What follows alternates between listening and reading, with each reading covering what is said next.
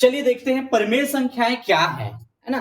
परिमेय संख्याएं को p बटा q के रूप में लिखा जाता है। तात्पर्य ये है वो अंश और हर के रूप में रहता है, लेकिन उसका हर कभी भी शून्य नहीं होता। एक बार अंश शून्य हो सकता है, आपको पूछा जाए कि शून्य एक परिमेय संख्या है कि नहीं, तो शून्य जो है एक परिमेय संख्या है, क्योंकि इसको शून्य बटा एक के रूप में लिख सकते हैं। लेकिन किसी भी संख्या का अगर हर में अगर शून्य है, जैसे मैंने लिखा है यहाँ पर 3/5 लिख दिया, तो ये परिमेय संख्या है। ऋण 3 लिखा तो इसको भी हम परिमेय संख्या के रूप में जब लिखते हैं तो ऋण 3/1 हो जाता है। मतलब इसके डिवाइड में बटा में क्या है, 1 है। जितने भी संख्याएं हम लोग प्रयोग करते हैं तो सभी में डिवाइड में जो रहता है वो 1 होता है। ठीक है, एक रहेगा, सबके बटा में जो है 1 होता है। तो ये सब परिमेय संख्या है। p बटा q का क्या तात्पर्य है? p बटा q मतलब अंश और हर के रूप में किसी पूर्णांक को हम जब लिखें, है ना, कौन सी संख्या होना, पूर्णांक को जब लिखें तो वह परिमेय संख्या कहलाती है। लेकिन यह ध्यान रखना है हर उसका शून्य ना हो। यदि हम यहाँ पर लिख दिए 10/0 लिख दिए तो ये परिमेय संख्या नहीं है, क्योंकि इसका मान क्या होगा, देखिए इसका मान किस प्रकार से हम ज्ञात करते हैं। ये जो संख्या है 10/0, मतलब ये देखिए शून्य का मतलब होता है कुछ भी नहीं, है ना। जहां पर कुछ भी मान नहीं रहता वहां पर शून्य लिखते हैं, और 10 उसकी तुलना में बहुत ज्यादा बड़ी हो जाती है, बहुत अधिक है। एक भी लिखते हैं या कोई भी संख्याएं लिखते हैं वो शून्य से बहुत अधिक है, मतलब शून्य जो है इसकी तुलना में कुछ भी नहीं है। तो जब भाग देंगे, आप सोच के देखिए 10 को शून्य भाग में बांटना है तो यह संभव नहीं है। मतलब इसका मान इतना ज्यादा आएगा, परिभाषित नहीं कर सकते। इसलिए कई बार आप देखना अपरिभाषित लिखा रहता है या अनंत लिखा रहता है, तो इसका मान अनंत आएगा या अपरिभाषित आएगा। इसलिए ये परिमेय संख्या नहीं है। यदि इसको हम 0/10 लिखे तब क्या होगा, ये देखिए ये शून्य नहीं आएगा। धोखे में मत रहिए आप लोग। किसी भी संख्या को हम शून्य से भाग देते हैं तो वह शून्य नहीं आता, ये आप समझ जाइए, है ना। जब गणित आप हल करते हैं, कोई संख्या को हम शून्य से भाग दे रहे हैं तो ये शून्य नहीं आता, उसको अनंत या अपरिभाषित बोलते हैं। अपरिभाषित भी रहता है, उसको परिभाषित नहीं किया जा सकता। और ये देखिए 0/10 मतलब शून्य को 10 भाग में बांटना, तो ये क्या आएगा, ये शून्य आएगा, है ना। ये जो है ये अलग मान आएगा। इसको अपरिभाषित भी कह सकते हैं, अपरिभाषित, है ना। यह परिभाषित नहीं है, ये इसके लिए मान हो गया, इसके लिए। और ये इसका मान क्या आता है, शून्य आ जाता है। ये शून्य आ गया, मतलब शून्य को किसी संख्या से भाग दे तो शून्य आता है, लेकिन किसी संख्या को शून्य से भाग दे तो उसका मान जो है वो क्या आता है, अपरिभाषित या अनंत होता है। तो देखिए अगर हर शून्य है, हर का मान शून्य है तो वह परिमेय संख्या नहीं है। और पूर्णांक के बारे में आप लोग भली भांति समझते हैं, ऐसी संख्या जिसमें दशमलव ना हो, पूरे पूरे अंक हो, जैसे ऋण 3 लिखूं या 3 लिखूं, ये सब पूर्णांक कहलाता है। ठीक है, आप पढ़े होंगे पूर्णांक, शून्य भी एक पूर्णांक है ना, शून्य भी पूर्णांक है। मैंने 5 लिखा, 10 लिखा, ऋण 15 लिखा, वो भी सब क्या है, पूर्णांक है। तो सभी पूर्णांक, ठीक है, जितने भी पूर्णांक है उसके बटा में जैसे कोई संख्या लिखते हैं तो 1 होता है, तो वो भी परिमेय संख्या के रूप में उसको लिखा जा सकता है। ये देखिए, तो परिमेय संख्या आप लोग समझ गए, हर में शून्य नहीं होना चाहिए मान। हर शून्य है तो परिमेय संख्या नहीं है, अंश शून्य हो सकता है। अब देखते हैं परिमेय संख्या के बारे में और आगे देखते हैं। परिमेय संख्या को ये देखिए परिमेय सभी पूर्णांक परिमेय संख्या के रूप में लिखे जा सकते हैं। आपको कहा जाए ऋण 15 लिखा है, इसको परिमेय संख्या में व्यक्त कीजिए, आगे प्रश्न में मिलेगा। तो इसमें सिर्फ इसके बटा में 1 भर लिख देना है। इसके जितने भी संख्याएं होती है, पूर्णांक होती है, उसके बटा में डिवाइड में 1 होता है। ठीक है, 1 होता है। तो इस प्रकार से इसको हम लिखेंगे। चलिए आगे देखते हैं। एक महत्वपूर्ण पॉइंट है तुल्य प्रमेय, है ना, जिक्र करते हैं। इसके पहले भी मैं और अलग टॉपिक आया था तो उसमें जिक्र किया हूं। तुल्य प्रमेय क्या है ना। तुल्य प्रमेय क्या है, तो परिमेय संख्या को तुल्य प्रमेय में बदलने के लिए अंश या हर में समान संख्या से गुणा या भाग करते हैं। ध्यान दीजिए, जोड़ना घटाना नहीं करते।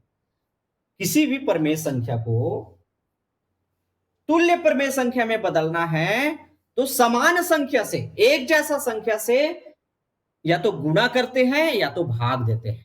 जैसे एक उदाहरण बताता हूं, 2/7 लिखा है यहां पर, एक उदाहरण है ना, 2/7 इसका तुल्य प्रमेय बनाइए तो बहुत सारा इसका तुल्य प्रमेय बनाएगा, मतलब समान प्रमेय, उसके बराबर प्रमेय। तो देखिए किस प्रकार से जिस भी संख्या का हम अंश में गुणा करते हैं उसी संख्या का गुणा हर में करते हैं।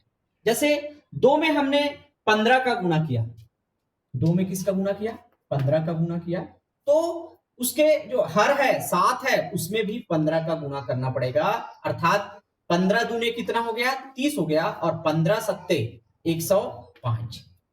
ये देखिए 2/7 का तुल्य प्रमेय, एक तुल्य प्रमेय 30/105 भी है। इसके अलावा आप छोटा सा भी गुणा कर सकते हैं, जैसे 2/7 है, इसमें केवल 2 का गुणा कर दीजिए, तो 2 का गुणा किए, 7 में भी 2 का गुणा किए और 2 में भी 2 का गुणा किए, तो कितना आ जाएगा, 2 दूने 4 और 7 दूने 14, है ना।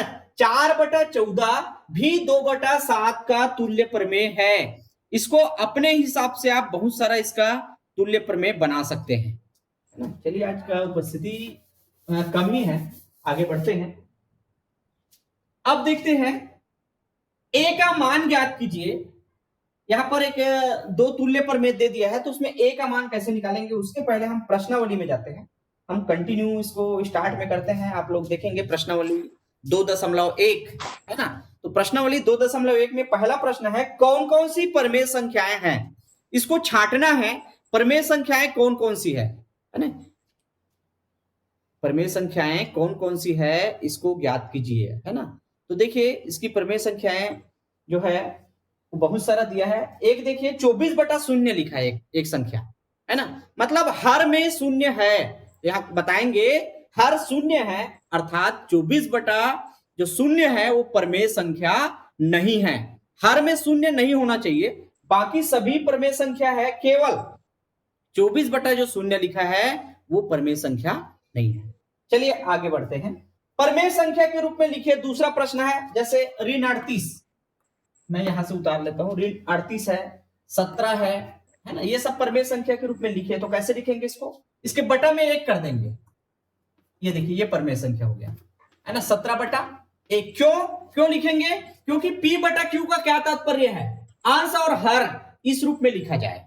किसी पूर्णांक को, पूर्णांक रहेगा तो उसपे हर भी आ जाए। इस प्रकार से ऋण 38/1, 38 को प्रमेय, ऋण 38 को कहा जाए प्रमेय संख्या में लिखिए तो बहुत आसान है, केवल हम 1 और लिख देते हैं डिवाइड में, ठीक है।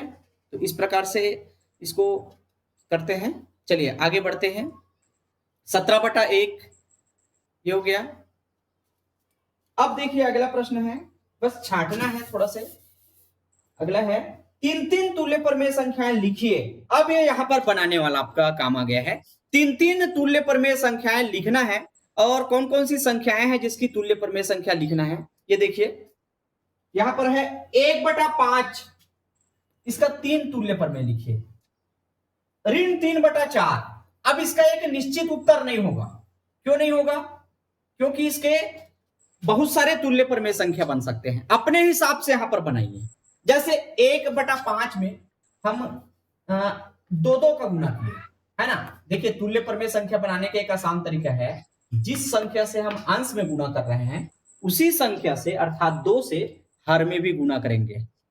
तो क्या हो जाएगा, 2 एकम 2 और 2 पंचे 10, या 5 दूने 10। तो देखिए 1/5 का एक तुल्य प्रमेय संख्या क्या बन गया, 2/10। इसी प्रकार दूसरा, चलिए 1/5 में हम देखिए 1/5 में हम किसका गुणा करें, 1 गुणा, अब 3 का कर दीजिए, हाँ वेरी गुड। इसी प्रकार 5 में भी 3 का करेंगे। जो गुणा अंश के साथ होगा वही गुणा हर के साथ भी होगा उसी संख्या का। तो 3 एकम 3, 5 दिया 15, ठीक है। अब अगला देखिए, ये फर्स्ट नंबर हो गया, इंप्लाइज। थर्ड नंबर देख लेते हैं। 1/5 में 4 का गुणा कर दीजिए। क्यों हम कठिन वाला और बनाएं, हम सामान्य रूप से भी इसमें प्रैक्टिस कर सकते हैं। चलिए एक का भी गुणा 4 से किए और 5 का भी गुणा 4 से किए, मतलब अंश और हर में समान संख्या से गुणा कीजिए, समान से, है ना। तो 4 एकम 4 हो गया और 5 चौक हो गया 20 हो गया। तो 1/5 का, है ना, तुल्य प्रमेय संख्या 2/10, 3/15 एवं 4/20 है। तो इसके अलावा यही जरूरी नहीं है, आप जो भी लिखना चाहें, बहुत सारा बना सकते हैं, जिसको भी आप बनाना चाहें तो ये सब तुल्य प्रमेय होता है। इसके अलावा और एक आध देख लेते हैं, एक आध दूसरा प्रश्न है ऋणात्मक देख लेते हैं। ऋण 5/8 है ना, ऋण 5/8 है, इसका तुल्य प्रमेय बनाना है ना, ऋण 5/8 का तुल्य प्रमेय संख्या बनाना है।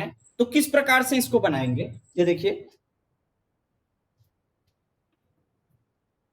सेम पहले की तरह है, एक जैसा गुणा करना है। जिस संख्या से हम अंश में गुणा करते हैं उसी संख्या से हर में गुणा करेंगे, मतलब 2 से करते जाइए, या दूसरे से ले लेते हैं। चलिए हम आगे बढ़ा के, चलिए 5 से गुणा करते हैं।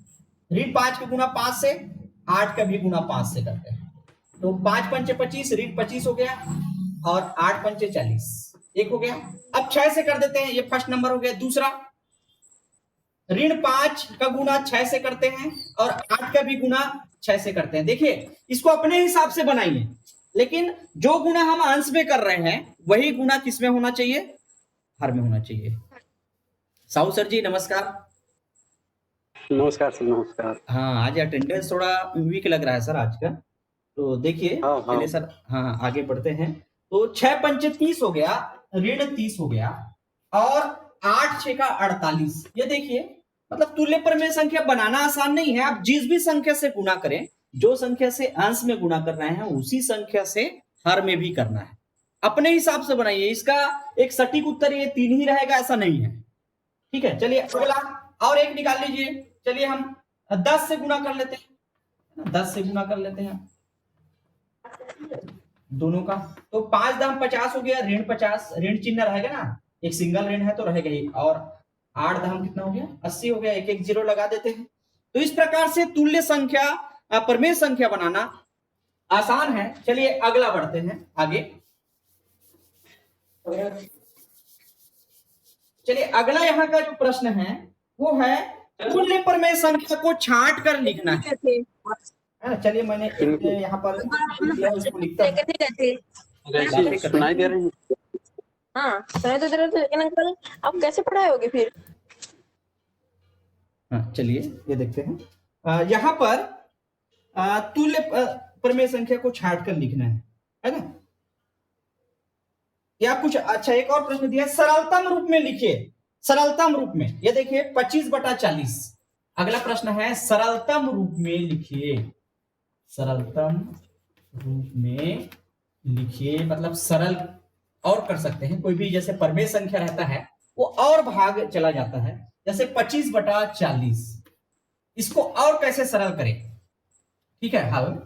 तो सरल करने के लिए ये देखते हैं कौन सी संख्या से विभाजित हो रही है ना। दोनों जो संख्याएं हैं वो कौन सी संख्या से विभाजित हो रही है, हम उसको भाग देते हैं। 25 और जो 40 है, बड़ी सी बड़ी संख्या, ये ध्यान देना है, बड़ी सी बड़ी संख्या ऐसी कौन सी है जिससे दोनों संख्या विभाजित हो रही है।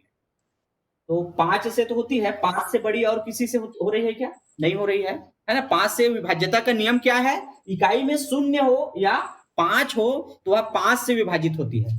तो हम इसको 5 से विभाजित करते हैं। तो देखिए किस प्रकार विभाजित करेंगे, एक बार इस प्रकार से लिख दीजिए।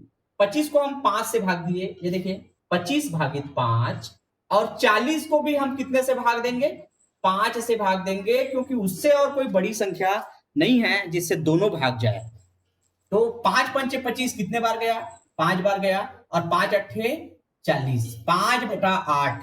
तो सरल जब किए इसको तो आ गया 5/8। इसी प्रकार यहाँ और लिखा है ऋण 48/96 लिखा है, ऋण 15/45 लिखा है। देखिए ऋण 15/45, चूंकि जब दोनों धनात्मक हो, सॉरी दोनों ऋणात्मक हो, यहाँ भी ऋण है यहाँ भी ऋण है, तो उसका जो वैल्यू है वो धनात्मक होता है। क्यों धनात्मक होता है, क्योंकि दोनों से हम ऋण चिन्ह से गुणा करेंगे तो धन में आ जाएगा, ठीक है। तो हम इसको लिख लेंगे। ये देखिए हल करके जब लिखेंगे ना तो ये हो जाएगा 15/45। जब दोनों ऋणात्मक है अंश और हर, तो उसका वैल्यू क्या आ जाएगा, धनात्मक आ जाता है। वो भिन्न किस में हो जाता है, धनात्मक में हो जाता है। अब देखिए यहां पर 15 और 45 कौन सी बड़ी सी संख्या से ये दोनों जो है भाग विभाजित हो जाएगी, बड़ी सी बड़ी संख्या है ना। तो 15 से स्वयं 15 से 15 एकम 15, 15 3 45, 15 से विभाजित हो रही है। तो देखिए किस प्रकार से भाग देंगे, इस प्रकार आप भाग के रूप में लिख दीजिए। हम इस 15 को 15 से भाग दे रहे हैं और 45 को भी 15 से भाग देते हैं। तो ये देखिए 15 एकम 15 एक बार गया, 15 तिया 45 3 बार गया, मतलब 1/3, 15 बटा ऋण 15 बटा ऋण 45 का मान आया 1/3। क्योंकि दोनों ऋणात्मक है, जब भिन्न का अंश और हर दोनों ऋणात्मक होता है तो उसका मान धनात्मक में आता है, तो इसको लिखेंगे 1/3। ठीक है, चलिए आगे बढ़ते हैं। और है एक, मैं अभी बता रहा था यहाँ पर ऋण 70/100, एक है ऋण 70/100, इसका क्या होगा? तो एक ऋणात्मक है तो उत्तर तो ऋण में ही आएगा, ऋणात्मक मान ही आएगा उसका। ठीक है, अब देखिए बड़ी सी बड़ी संख्या से कौन सी संख्या से दोनों विभाजित हो रही है, तो आप तो ऐसे ही भी जानते हैं, 0 से 0 कैंसिल हो जाता है ना, लेकिन किससे भाग जाते हैं एक्चुअल में, 0 को कैंसिल क्यों करते हैं? 10 से विभाजित होती है, 10 सत्ते 70 और 10 दाम 100, और उससे बड़ी संख्या से दोनों भाग नहीं जाएगा। तो देखिए किस प्रकार से इसको भाग देंगे, ऋण 70 भागित 10 से होगी, और 100 भागित 10, यानी ये लिखने का प्रोसेस है। तो 10 सत्ते 70, ऋण 7 आ गया, और 10 दाम 100, मतलब कितना आ गया 10, ऋण 7/10। ये तो 0 0 काटने से कैंसिल करने से भी यही मान आ रहा है, तो ये सरल कीजिए बोला है, सरलतम रूप में लिखिए। चलिए आगे और बढ़ते हैं।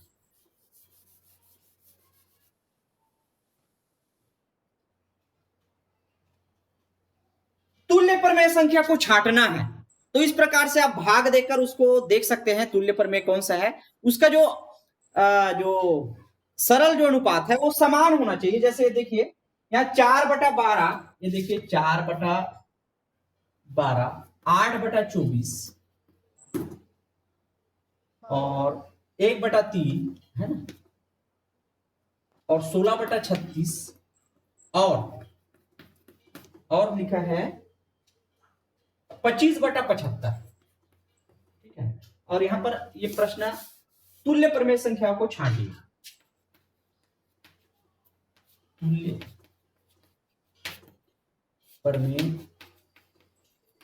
संख्या को छांटिए, इसको छांटना है। तो देखिए किस प्रकार से इसको हम छांटेंगे, इसको भी हम सरल रूप में बना लेते हैं, भाग देकर किससे कौन सी भाग जा रही है, कौन सी संख्या से, है ना। तो देखिए एक एक ऐसे लिखिए, 4/12 है वो किससे भाग जाएगी, बड़ी सी बड़ी संख्या 4 से भाग जाती है। ठीक है, 4 से दोनों भाग जा रहा है ना, 4 एकम 4, 4 तिया 12, तो दोनों को 4 से भाग दिए तो 4 एकम 4, 4 तिया 12, मतलब 4/12 का जो मान है वो सरल रूप क्या हो गया, 1/3। सरल रूप जब किए तो 1/3। अब देखिए 8/24 है ना, 8/24 का सरल रूप देखते हैं, ये किन से भाग जा रहा है, कौन सी संख्या से भाग जा रहा है, बड़ी से बड़ी संख्या, क्या 8 स्वयं 8 से जा रहा है, 8 के पहाड़ा में 24 तो आ ही रहा है, 8 तिया 24, तो कैसे लिखेंगे, देखिए 8 से दोनों भाग जाता है अंश और हर, तो देखिए भाग देते हैं 8/8, मतलब 8 से 8 को भाग दे रहे हैं और 24 को भी 8 से भाग दे रहे हैं, समान संख्या से ही भाग देना है, अलग अलग से नहीं देना है। तो 8 एकम 8, 8 तिया 24, इसका भी मान जो है 1/3 आया है, पहले से एक जगह 1/3 लिखा है। अब देखिए 16/36 है ना, 16/36 ये किससे भाग जाएगा, बड़ी से बड़ी संख्या, 16 से तो नहीं जा रही है दोनों, है ना, 8 से जाता है क्या, 8 से भी नहीं जाता, तो किससे जाएगा, 4 से ही जा रहा है। 16 को हम 4 से भाग देंगे, 4 चौक 16 और 4 निया 36, मतलब ये भी 4 से भाग जाएगा, 4 चौक 16 और 4 निया 36, ये डिफर आ गया, ये अलग आया है, डिफरेंट आया, इसका जो मान है वो अलग आ गया। अब देखिए 25/75, 25/75, ये देखिए इसको किस प्रकार से हम हल करते हैं, तो 25 से के पहाड़ा में 75 आता है, तो 25 को 25 से भी भाग देंगे और 75 को भी 25 से भाग देते हैं, मतलब बड़ी सी बड़ी संख्या से भाग देते हैं। तो इस प्रकार से 1/3 आ गया। अब देख लीजिए कौन से 1/3 आ रहा है, पहले से एक 1/3 है, 4/12 का भी मान 1/3 आया है, 8/24 का भी मान 1/3 है, और 25/75 का भी मान 1/3 है। अतः हम सीधे सीधे कह सकते हैं, ये देखिए 4/12 का मान 1/3 है, 8/24 का भी मान 1/3 है, पहले से 1/3 लिखा है, 16/36 का मान 1/3 नहीं आया है, तो ये तुल्य प्रमेय संख्या का ग्रुप में ये नहीं है। तो इसका क्या आएगा 25/75 अगला। ये देखिए अब यहां पूछा गया है तुल्य प्रमेय संख्या छांट कर लिखिए। तो कौन कौन सी तुल्य प्रमेय संख्या है? 8/12, 4/12, 8/24, 1/3, 25/75। केवल एक जो है ये डिफर आया है, अलग आया है 16/36। तो इसको छांट के हम लिखेंगे। चलिए अगला आगे बढ़ते हैं।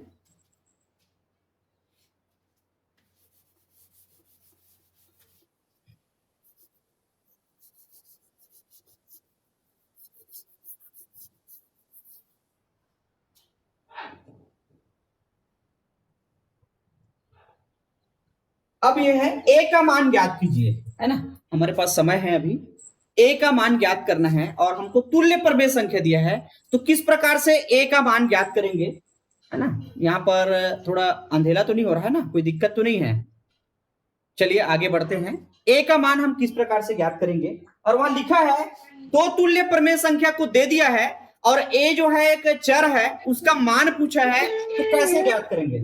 देखिए तुल्य, डोमन कुमार म्यूट करके रखेंगे।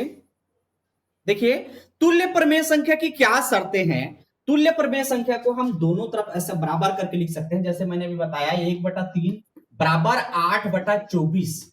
ये देखिए 1/3 का तुल्य प्रमेय क्या है 8/24। तुल्य मतलब बराबर, बराबर प्रमेय संख्या ये कहें सीधे सीधे, तुल्य मतलब होता है बराबर। ऐसा प्रमेय संख्या जो बराबर हो तो हम बराबर के चिन्ह से दर्शा सकते हैं। क्यों? क्योंकि ये 8 से जब भाग देंगे 8 एकम 8, 8 तिया 24, तो ये भी 1/3 आ रहा है। देखने में इसका आंसर और हर का जो मान अलग अलग जरूर है, लेकिन इसका जो सरल रूप करते हैं एक्चुअल जो मान है वो 1/3 है। तो तुल्य प्रमेय संख्या को हम बराबर करके एक साथ उसको तुलना कर सकते हैं, लिख सकते हैं। तो यहां पर प्रश्न पूछा गया है a का मान ज्ञात कीजिए यदि तुल्य प्रमेय संख्या हो, है ना। a का मान ज्ञात कीजिए। अगला जो है प्रश्न है a का मान निकालना है और तुल्य प्रमेय संख्या यहां दिया गया है। तो देखिए a का मान कैसे निकालेंगे, जिसमें लिखा है 5/11 a/33 तुल्य प्रमेय संख्याओं, तुल्य प्रमेय संख्याएं हो। तो देखिए यहां लिखेंगे जबकि 5/11 एवं a/33, जबकि लिखने की जरूरत नहीं है, 5/11 एवं a/33 तुल्य प्रमेय संख्या है, प्रमेय संख्या है। अर्थात, है ना, क्या नियम है, जब तुल्य प्रमेय संख्या होता है तो हम उसको बराबर चिन्ह के साथ दोनों प्रमेय संख्या को इस प्रकार से तुलनात्मक रूप से लिख सकते हैं। a/33, a/33। अब देखिए अब क्या होगा, जब दो भिन्नों को बराबर चिन्ह के साथ इस प्रकार से लिख दिया जाए तो और क्या किया जा सकता है, इसको तिर्यक गुणा कर सकते हैं। ये होगा तिर्यक गुणा, मतलब 5 का गुणा -33 से और 11 का गुणा a से। किधर भी आप कोई भी साइड लिख सकते हैं। देखिए 11 का गुणा किससे होगा, a के साथ होगा, बीच में बराबर का चिन्ह लगाएंगे और ऋण को ऊपर भी आप a के साथ भी ले सकते हो, एक ऋण है मतलब किधर भी हम ले सकते हैं, ठीक है। तो -33 का गुणा किसके साथ होगा, 5 के साथ गुणा होगा। तिर्यक गुणा कीजिए, तिरछा, ये देखो 5 का गुणा -33 से, 11 का गुणा a के साथ, है ना। इसको हम इस साइड लिखे, देखिए 11 गुणा a को राइट हैंड में लिखें और -33 गुणा 5 को लेफ्ट हैंड में लिख दे, इधर लिखे तब भी वो कोई चेंजेस नहीं होगा, ठीक है। किसी भी साइड में आप लिख सकते हैं, लेकिन गुणा बराबर होना चाहिए। 5 का -33 से ही होगा और a का 11 से ही होगा। अब देखिए किसका मान पूछा है, यहां पर नीचे का तो दिख ही रहा है, नीचे लिख देता हूं। a का मान पूछ रहा है और पहले की तरह जब हम कोई चर का मान निकालते हैं उसके साथ गुणा में 11 है, उसको जब पक्षांतर करेंगे तो क्या हो जाएगा, -33 गुणा 5/11, ठीक है। तो 11 तिया 33, 3 बार जा रहा है, 11 तिया 33, तो a का मान आ गया 3 पंचे 15, लेकिन यहां पर ऋण चिन्ह है, -15, है ना। a का मान क्या प्राप्त हुआ, -15। एक सिंगल अगर ऋण आता है तो उसका मान जो है वो किस में रहेगा, ऋणात्मक ही रहेगा। चलिए अगला देखते हैं। यहां से और प्रश्न दिया है तुल्य प्रमेय में। अब इसमें अलग और उदाहरण है। यहां पर है 2/3 व 8/1, 2/3 व एवं 8/1 एक तुल्य प्रमेय संख्या है, ए का मान ज्ञात कीजिए, है ना। ये पहला वाला हो गया। अब ये दूसरा वाला देखते हैं। ठीक है, ए का मान निकालना है और 2/3 एवं 8/1 तुल्य प्रमेय संख्या है। तो क्या हो जाएगा, अर्थात जब तुल्य प्रमेय संख्या है तो क्या करेंगे, 2/3 के बराबर में किसको लिखेंगे, 8/a को लिखेंगे। 2/3 के बराबर में 8/a लिखेंगे। अब क्या करेंगे, हम तिर्यक गुणा करते हैं, है ना।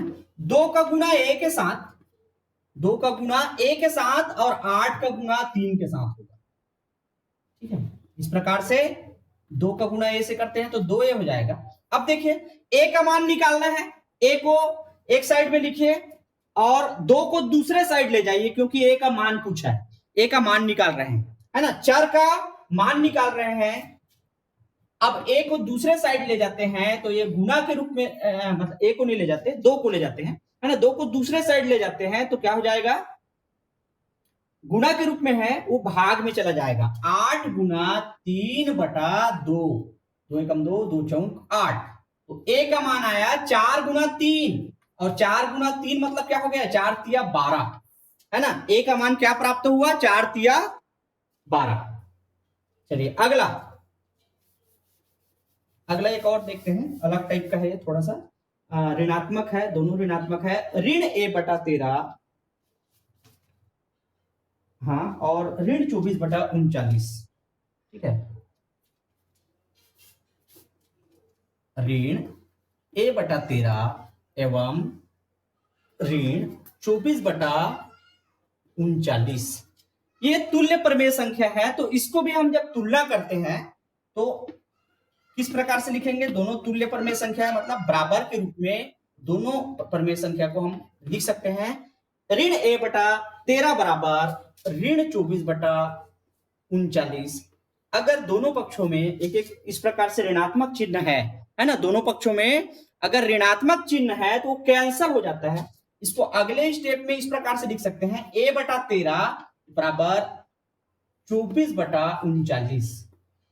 ठीक है, क्योंकि a का मान निकालना है, आप कोशिश करें कि a को इस साइड में लिखें, ताकि आप लोगों के लिए भी थोड़ा सा सुविधा लगता है जब हम इस साइड लिखते हैं। तो a का गुना 39 से होगा, a का गुना किससे होगा, 39 से, तिर्यक गुना। और 24 का गुना या 13 का गुना किससे होगा, 24 से होगा। ठीक है, 13 का गुना 24 से होगा। तो देखिए यहां पर a का मान निकालना है ना, नीचे का तो कवर हो ही रहा है। a का मान निकालना है तो 39 दूसरे साइड में जब जाएगा तो वो क्या हो जाएगा, किस रूप में हो जाएगा, भाग के रूप में हो जाएगा, है ना। 13 गुना 24 के बटा में चला जाएगा 39। अब भाग जब देंगे तो 13 से जा रहा है, 13 एकम 13, 13 तिया 39, और 3 एकम 3, 3 अट्ठे 24, है ना। अब वो 3 बार जैसे जाता है 39, तो उस 3 से जब 24 को भाग देते हैं तो 8 बार जाता है। तो a का मान प्राप्त हुआ है 8, a का मान प्राप्त हुआ यहां पर 8, है ना। चलिए अगला हम आगे बढ़ते हैं। तो दोनों को बराबर करके आप तुलना करके यहां बना सकते हैं। चलिए यहां पर और कुछ प्रश्न हैं इस प्रश्नावली में।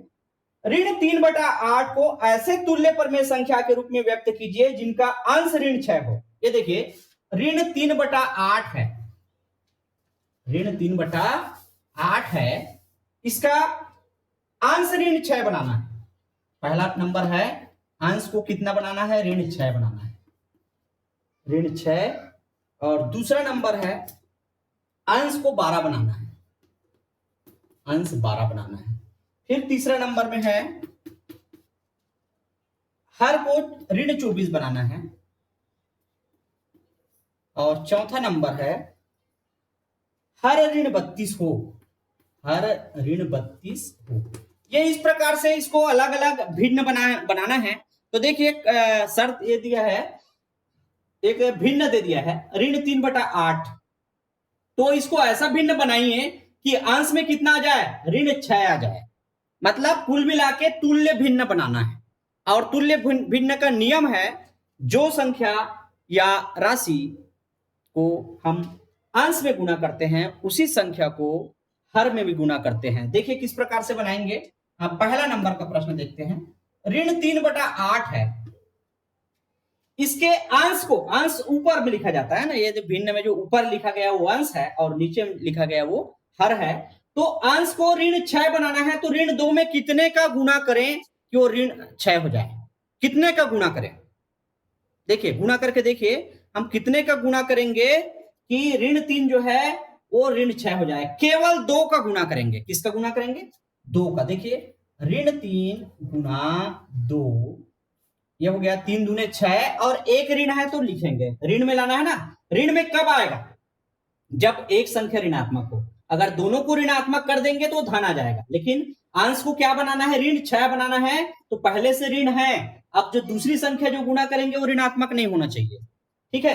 अब देखिए 8 का भी गुना 2 से करना पड़ेगा। तुल्य भिन्न का नियम यह है, जिस संख्या से अंश में गुना करते हैं उसी संख्या से हर में भी करना पड़ेगा, तब वो भिन्न का मान नहीं बदलता। नहीं तो भिन्न का मान वो चेंजेस हो जाता है, बदल जाता है। तो देखिए 2 तिया 6 ऋण 6 हो गया और 8 दूने 16।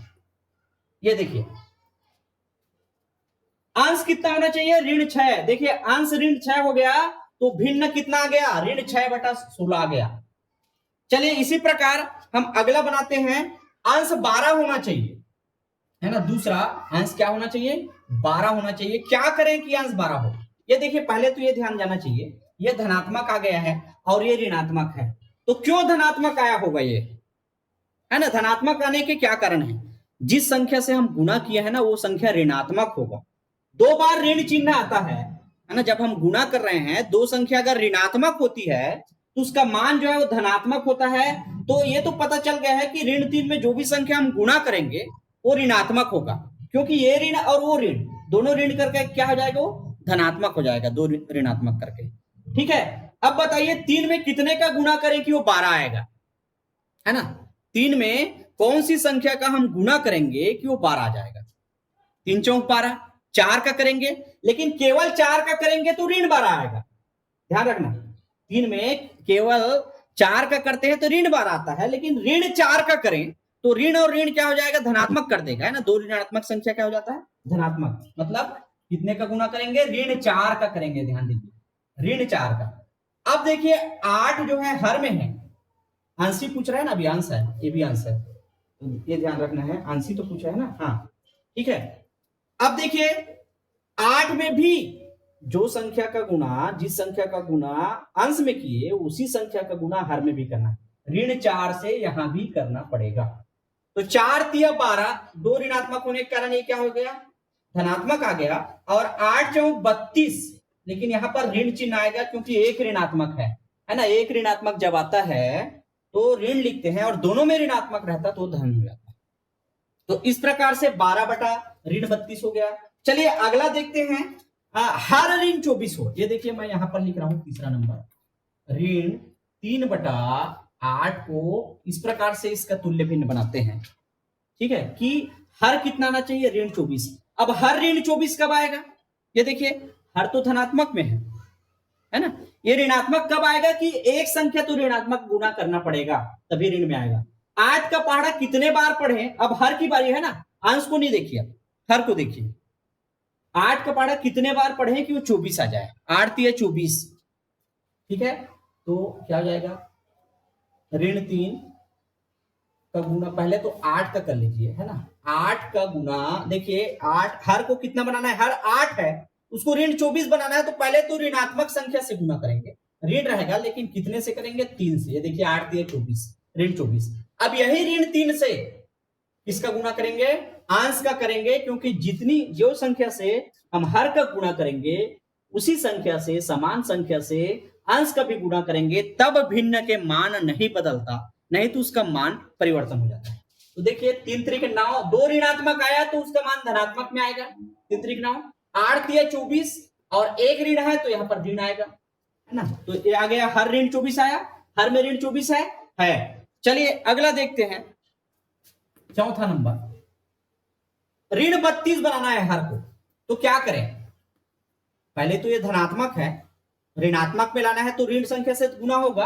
8 के पहाड़ा कितने बार पढ़े कि वो 32 आ जाए, 8 चौक 32 है ना, तो ऋण 3 गुना, ये देख लीजिए 8 का गुना हम किससे करेंगे, 4 से, वो भी कौन से 4, ऋण 4 से। तो ऋण 4 से अंश का भी गुना करना पड़ेगा। डबल ऋणात्मक, 2 बार ऋणात्मक आने के कारण ये इसका मान 4 या 12 जो है वो धनात्मक में आएगा, और 8 चौक 32 और एक ऋण चिन्ह लिखेंगे।